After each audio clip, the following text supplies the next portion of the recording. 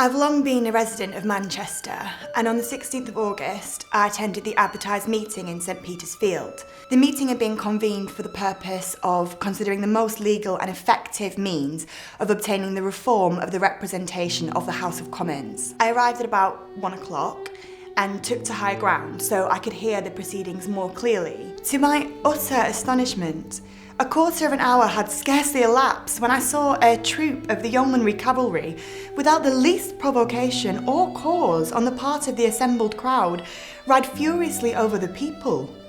They were cutting and slashing with their sabres right and left, men, women and children. In a few minutes, after this dreadful havoc had commenced, I was rudely and violently assaulted by a special constable of the name Hafer. He struck me down with a heavy-weighted truncheon for the purposes of my destruction, and even as I lay on the ground, he continued to strike me.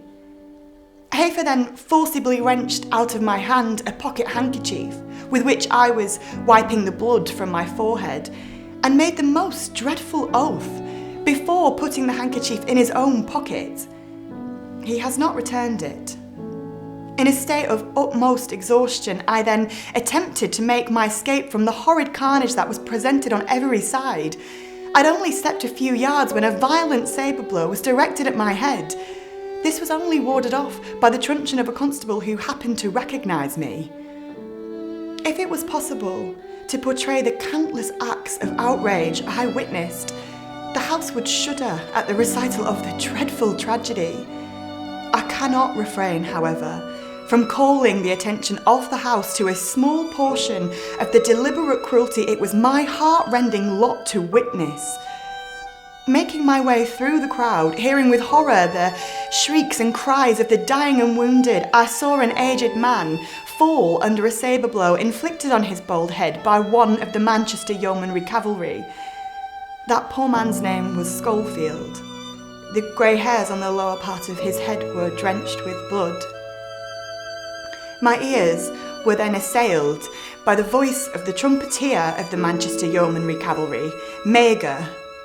With the most horrid oaths, he was ordering two men belonging to the same troop to cut away.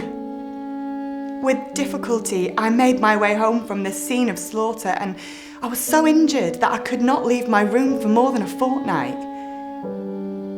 I humbly pray that the House will institute a solemn inquiry into these transactions, for only this can calm the feelings of an injured and abused people.